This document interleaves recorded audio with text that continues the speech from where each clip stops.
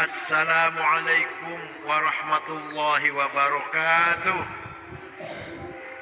Bismillahirrahmanirrahim. Alhamdulillahi rabbil alamin. Wassalatu wassalamu ala sayyidina wa maulana wa habibina wa syafi'ina Muhammad afdalil anbiya'i wa khatamil mursalin wa ala alihi wa sahbihi ajma'in. أصحاب الفضيلة حضرات المحترمين سادة العلماء والمشايخ والأساتذة أخي العزيز الكريم مرشد طريقة نهضة الأولياء الأستاذ خطيب الأمم ويرانو أعزه الله بعزه وأكرمه بكرمه.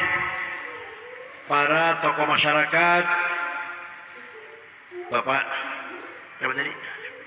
Pak Makmun Murad, Pak Nur Gufron, Pak Thohir, dan yang lain-lain yang saya hormati, sadati wa sayyidati anisati ashabi wa zumalai abnai wa banati ayyuhal hudur.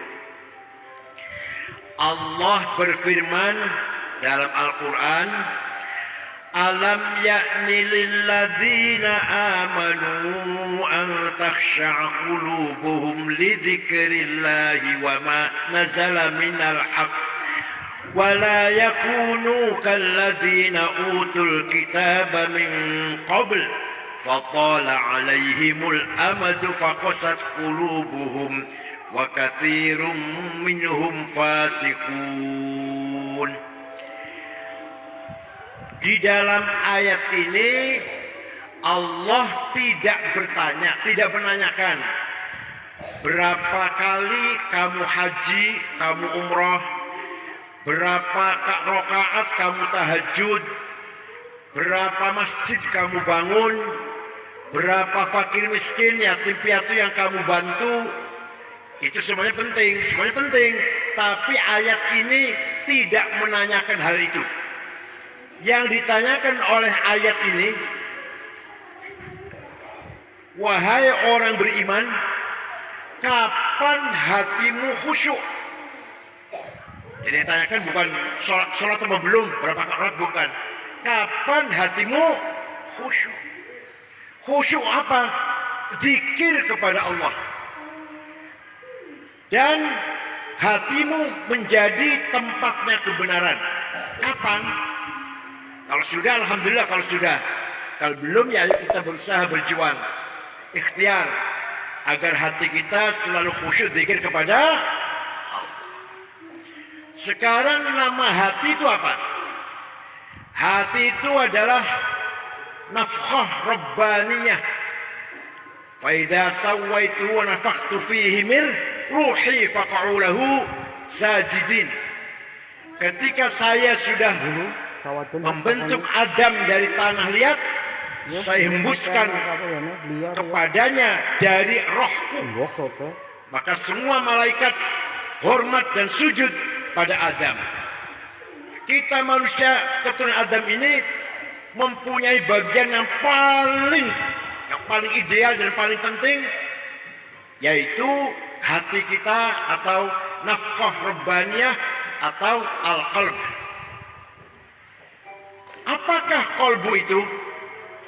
Hati itu apa? Hati tidak bisa didefinisikan, tapi indikasinya bisa kita lihat. Pertama, yang namanya hati itu yang paling dekat adalah basirah. Apa? Basirah. Balil insanu ala nafsihi basirah. Setiap insan mempunyai basirah. Apa basirah itu? The eye of heart, mata batin, mata hati. Untuk apa mata batin itu? Untuk fa'alhamaha fujuraha wa taqwaha, mengetahui, membedakan mana baik, mana buruk, mana benar, mana salah. Yang tahu adalah basirah. Kita tahu jujur itu baik, bohong itu jahat, jelek. basirah yang tahu. Kita tahu taat kepada orang tua, pada guru itu baik, menyimpang melawan orang tua atau guru itu salah, itu basirah yang tahu. Bukan mata kasat, bukan basor, tapi basirah.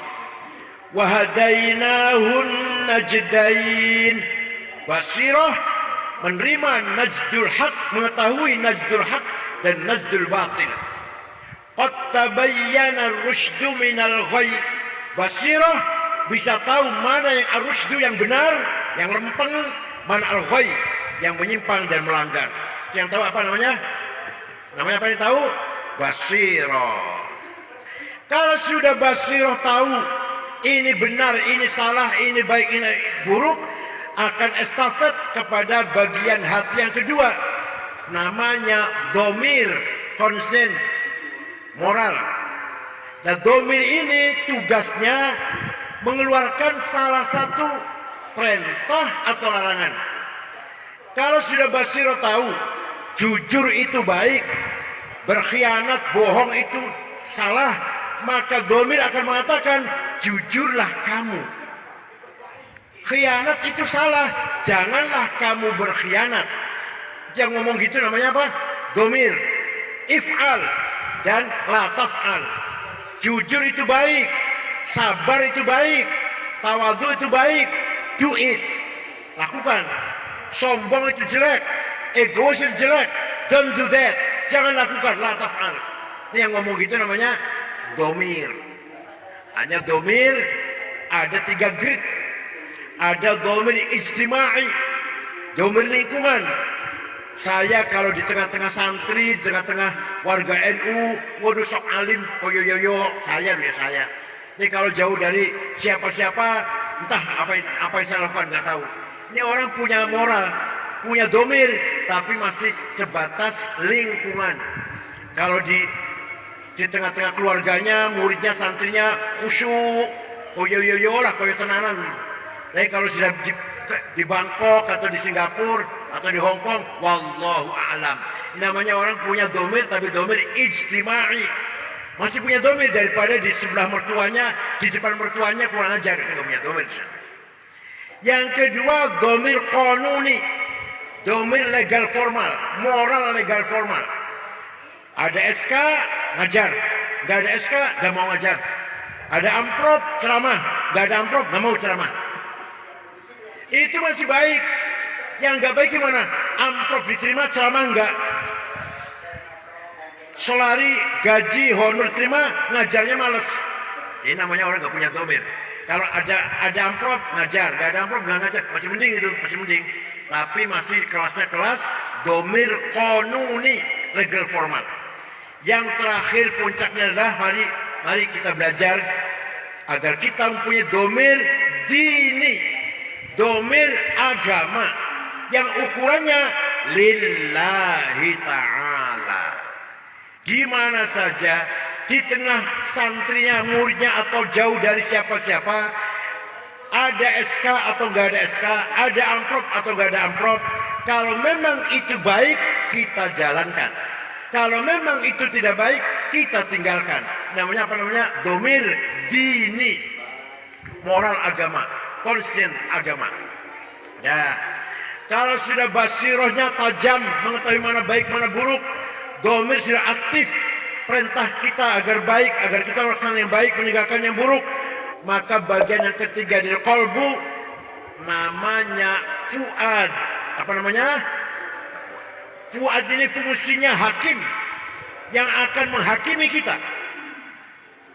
Kita baik atau kita buruk. Bukan hakim yang di pengadilan yang paling jujur. Yang paling jujur ada hakim yang ada dalam kolbu kita sendiri. Maka dzabal fuadu maro'a. Yang namanya fuad tidak bisa bohong. Tidak bisa bohong. Maka dzabal fuadu maro'a. Yang namanya fuad tidak bisa bohong. Gak bisa disuap, gak bisa dihapusi, gak bisa. Contoh misalkan, kamu korupsi ya? Demi Allah tidak. Dalam fuadnya, iya. Demi Allah saya nggak ikut campur, saya nggak terlibat. Terlibat. Saya cuma dapat sedikit, banyak. Pernah gitu nggak? Pernah nggak gitu? Pernah ya? Jadi pernah bohong berarti pernah bohong berarti. Kamu ya yang melakukan ini ya? Yang merusak ini kamu ya? Yang berbuat ini kamu ya? Bukan saya. Demi Allah sumpah. Saya. Pernah ya? Itu yang ngomong tuh Fuad tuh, jujur banget, gak bisa bohong. Kalau hakim di pengadilan bisa disuap. Tapi Fuad, hakim kita yang ada dalam hati kita, tidak bisa disuap. Istafti qalbak, albirru matma'anna ila qalbuk, wal ithmu ma haka fi nafsik. Tanyalah pada hatimu sendiri.